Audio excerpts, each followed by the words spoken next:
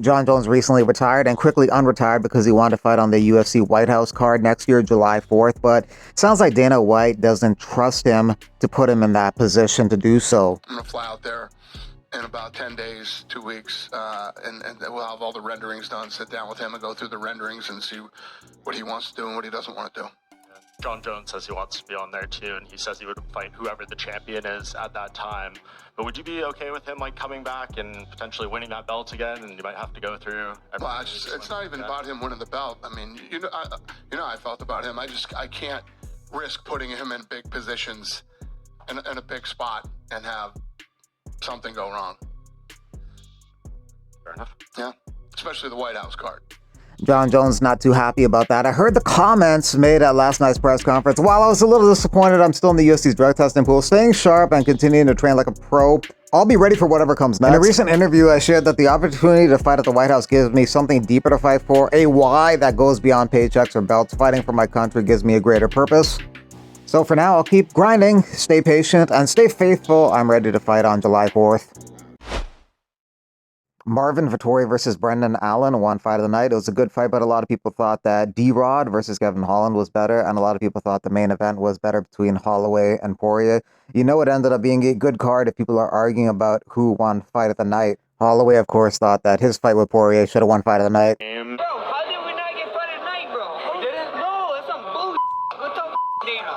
Take it, tell him, man. Tense his ass. We didn't get it? No, they gave it to freaking Allen and Vettori. I don't even know. What? We done almost finished each other in the same damn round. What the hell, bro? We got the belt. You're the champ. Thank you, bro. Hey, it was an honor, bro. Your right hand hurt? Yeah, bro. I hit your fat head, bro. My thumb. I'm like, bro. My thumbs are hurt. Yeah, my thumb hurt too. No, I mean, I hope you guys gave shit to Dustin. Not Dustin, but to Dana. How the hell did we not get fight of the night, bro? What is he thinking, bro? What? Come on, Dana. You got the win and handled it super gracefully. How hurt were you in that second round? And I guess how happy are you that you could show, all the questions about your chin, you can make it through a hard shot and come back, win the fight? I mean, yeah, I was pretty hurt, bro. I can't say nothing, At the end of the day, I was calm, I was cool. I was just chilling, so I was happy that we got it done over there. Yeah. If he didn't go for that guillotine and kept punching, would he maybe have you in real trouble there? I don't know. I don't know. I couldn't tell you, But when he grabbed my neck, I was like, not today, sir. Not today, bro. You ain't getting your bronze statue in front of your house. Not on me, bro. You already submitted my ass one time. About a potential fight with you and Ilya again, and said it would probably be the BMF and the lightweight belt this time around. How much of a statement do you feel you made that you are the next guy in line at lightweight? I've been telling you guys all week, man. This sport is about moments. This sport is about having moments. I'm glad I went here. I did this moment, and we'll see what happens. If it's Ilya, the ball is in UFC court. I'm down forever.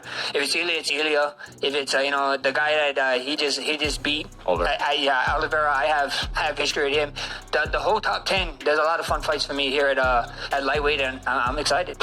You really didn't have to worry about going back down and all that sort of stuff, so you could put on more size. It did look like you were hitting harder than perhaps we've seen you hit before. Did you feel stronger in there?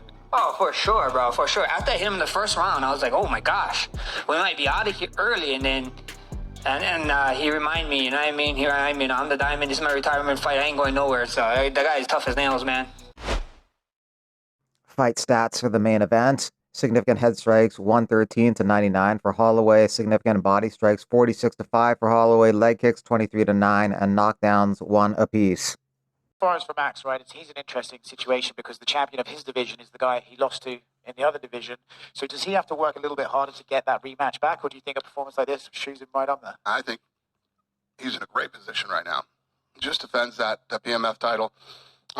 He's ranked number 4 in the world there, and anything is possible for Max right now. Obviously, I wanted to win. Max is a great fighter, tough competitor. I just felt, being inside the eye of the storm, it felt a lot closer to me. I really thought it might have been 2-2 going into the fifth.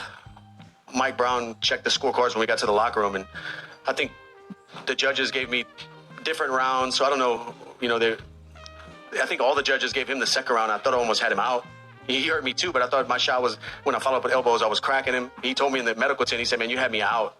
We couldn't hear the bell, so it felt, being in the fight, it felt like a lot closer than that. When I heard the judges 49, whatever, I was like, no way. It was closer than that. But like the man says, it is what it is. To the end of the 5th round, that point was going to come. What was kind of going through your head in that moment? Yeah, and then I was like, I wanted to do it, you know. That's why I kept looking up at the clock. I said, when we doing this? Yeah, you saw me looking at the clock a few times. I'm like, well, okay, that's 25 seconds left. I said, not time yet. Then we pointed down. I said, okay, I oblige. And then he hit me with a few shots. And I said, okay, we're going to wrestle a little bit. Let me clinch up. There's only 8 seconds left. Dustin Poirier beat Max Holloway in Holloway's first fight in the UFC, and now Max Holloway beats Dustin Poirier in Poirier's final fight in the UFC. A bit of a poetic full circle moment at UFC 318. Just like Dustin Poirier, Alex Volkanovski has fought Max Holloway 3 times, and Volkanovski was very impressed with Max Holloway after coming off that loss against Ilia Topuria, and also his willingness to just throw down at the end of the fight, despite being knocked out in his last fight. I would do that. Incredible performance from Max. Again, not many people can come back from losses, let alone knockout losses, let alone knockout losses in a BMF fight, be up again and still point to the ground and say, let's do it. You know what I mean? Like, it's just, he really is a BMF. That's like, I wouldn't do that. I wouldn't do that. I'll tell you right now, I wouldn't do that. I'll be like, oh, yeah, you know, I'll be like, yeah, okay. And then I'll just pick my shot where it is. You know, you come here, shoot that, I'm going to be a little strategic, you know what I mean? Like, that's just how I've always been and always will be. And I'm proud of that. Atiba Gauthier won a performance bonus for knocking out Valentin in the first round. Very scary fighter that a lot of fighters are probably going to duck. That's Mini Ngannou right there. Islam Dulatov won a performance bonus for knocking out Fugit. He's also a dangerous striker and prospect. Carly Judice won a performance bonus for stopping Cagliari in round 3. She has 2 KOs/TKOs in her last 2 fights. She has good striking, a lot of volume, and she's not content with just winning decision. She wants to get a finish, and she got one and a performance bonus, 50K. 4 out of the 5 underdogs in the main card came through: Paulo Costa, Daniel Rodriguez, Patricio Pitbull, and Michael Johnson, won as underdogs. All fights went the distance, but there are a lot of close calls, almost stoppages, in the Holloway fight as well as the D-Rod Holland fight. Pitbull had Ige hurt, and Johnson did drop Zellhuber. UFC light heavyweight Alexander Rakage says he's re-signed with the UFC. I'm proud to announce that I've re-signed with the UFC for the 4th time. I'm grateful for this continued opportunity with the biggest fight promotion in the world. Every contract is a new chapter, and I'm more focused, hungry, and motivated than ever. Rakage takes on Azamat Murzakanov next at UFC 321, October 25th in Abu Dhabi. Rakage is coming off a loss to Magomed Ankalaev last year, a fight where he did pretty well. He took 1 round, but Ankalaev took 2, so it's 29-28 in the favor of Ank.